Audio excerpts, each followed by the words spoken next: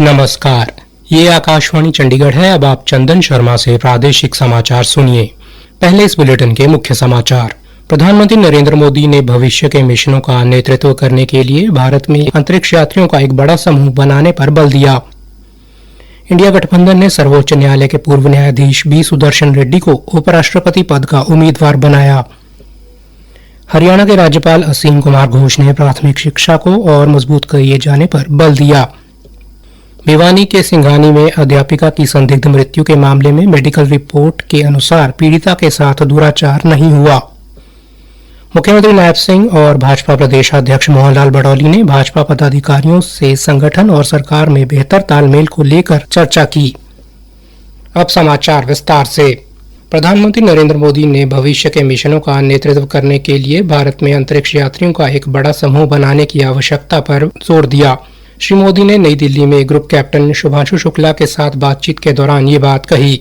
मुलाकात के दौरान प्रधानमंत्री ने श्री शुक्ला की उपलब्धि पर गर्व व्यक्त किया। प्रधानमंत्री ने कहा कि भारत के सामने अब 2 बड़े मिशन हैं, भारत अंतरिक्ष स्टेशन और गगनयान। प्रधानमंत्री ने जोर देकर कहा कि शुक्ला का अनुभव आगामी प्रयासों में बहुत उपयोगी होगा।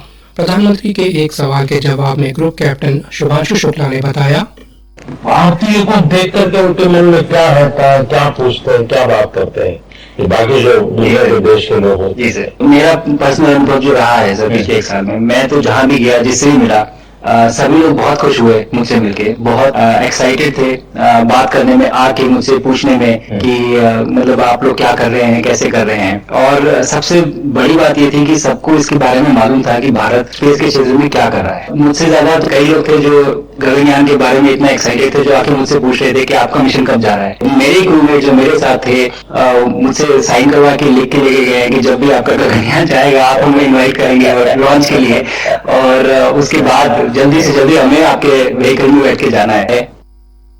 श्री शुक्ला ने प्रधानमंत्री मोदी को एक्सियोम 4 मिशन पैच भेंट किया और उन्हें अंतर्राष्ट्रीय अंतरिक्ष स्टेशन से ली गई पृथ्वी की तस्वीरें दिखाई। इंडिया गठबंधन ने सर्वोच्च न्यायालय के पूर्व न्यायाधीश बी सुदर्शन रेड्डी को विपक्ष की ओर से उपराष्ट्रपति पद का उम्मीदवार बनाया है। कांग्रेस अध्यक्ष मल्लिकार्जुन खड़गे ने उनके नाम की घोषणा की। श्री खड़गे ने कहा कि सभी विपक्षी दल इस बात पर सहमत हैं कि यह एक वैचारिक लड़ाई है और इसलिए वे चुनाव लड़ रहे हैं। कांग्रेस अध्यक्ष ने यह भी बताया कि श्री रेड्डी इस महीने की 21 तारीख को अपना नामांकन दाखिल करेंगे।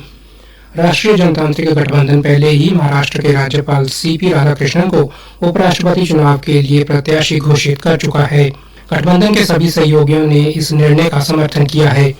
प्रधानमंत्री नरेंद्र मोदी ने भी राष्ट्रीय जनतांत्रिक गठबंधन के इस फैसले का स्वागत किया है।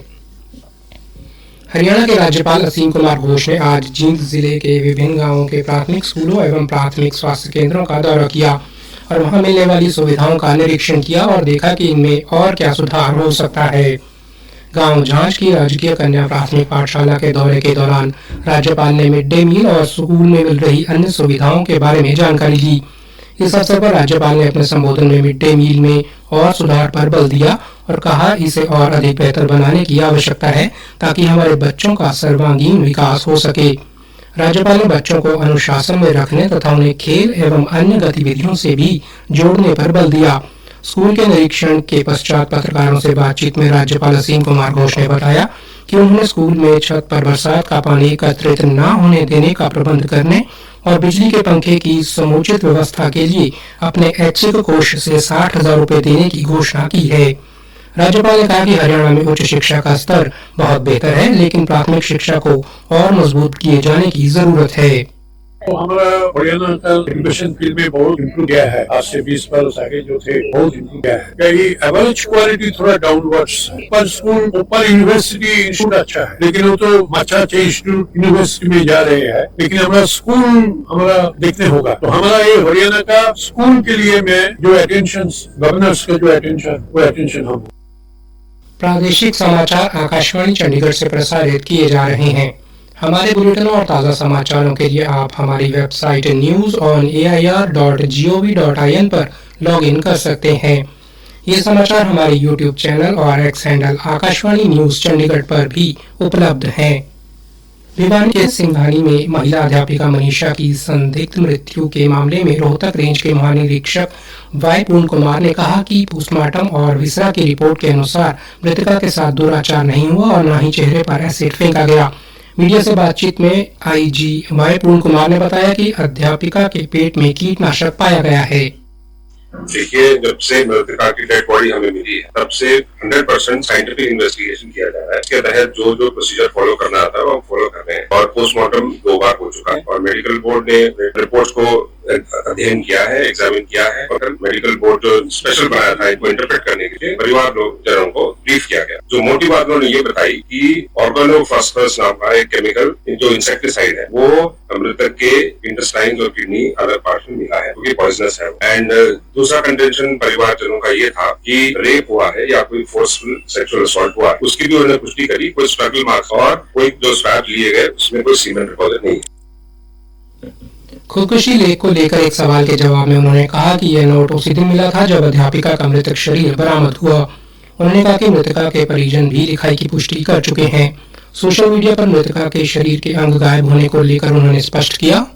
और दूसरा एक और बात मैं क्लैरिफाई करना चाहता हूँ, कुछ एक मीडिया रिपोर्ट्स में ये चल रहा है कि डेड बॉडी में बॉडी पार्ट्स कुछ गायब है, वो गलत है। जो आपके पास रिपोर्ट आई है वो सेकंड पोस्टमार्टम रिपोर्ट किया है। फर्स्ट पोस्टमार्टम होने के बाद बॉडी पार्ट्स जो इंक्लूड है stomach, intestine, large intestine, small intestine, kidney, ये सारे पार्ट्स वो निकाल के विसरा बोलते हैं उसको एफएसएल भेजा गया। इसीलिए सेकंड पोस्टमार्टम के टाइम पे ये बॉडी पार्ट्स बॉडी में मौजूद नहीं। ग्रामीण द्वारा मामले की सीबीआई जांच को लेकर पुलिस महानिरीक्षक ने कहा कि वे इस पर कुछ नहीं कह सकते क्योंकि ये निर्णय प्रशासनिक स्तर पर लिए जाते हैं।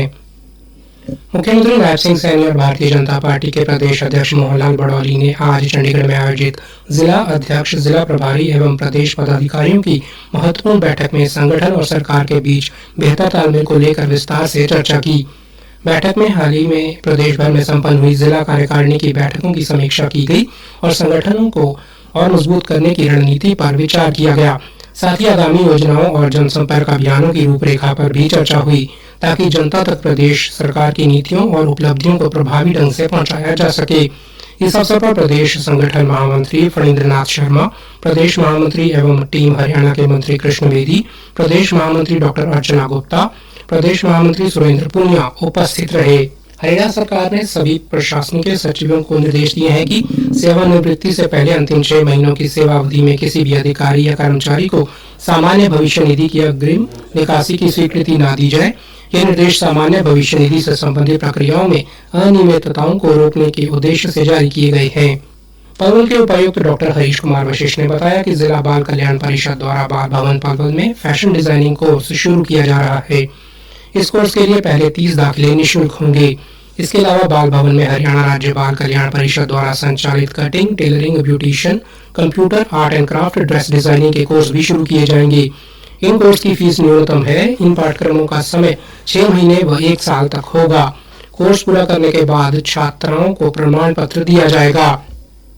उपायुक्त ने बताया कि कोर्स पूरा होने के पश्चात परिषद द्वारा डिप्लोमा वितरित किए जाएंगे।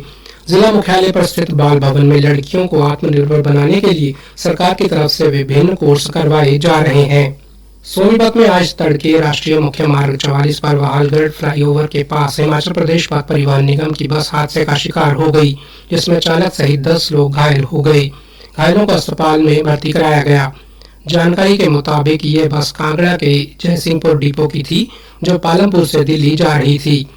हादसा तब हुआ वहालगढ़ में फ्लाईओवर पर आगे चल रहे ट्रक ने अचानक ब्रेक लगा दी और बस उससे टकरा गई। ट्रक चालक मौके से फरार हो गया। अंत में मुख्य समाचार एक बार फिर से।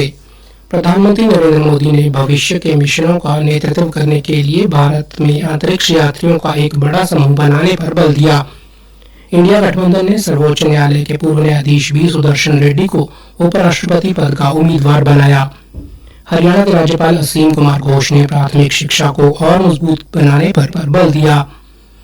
भिवानी के सिंघानी में अध्यापिका की संदिग्ध मृत्यु के मामले में मेडिकल रिपोर्ट के अनुसार पीड़िता के साथ दुराचार नहीं हुआ।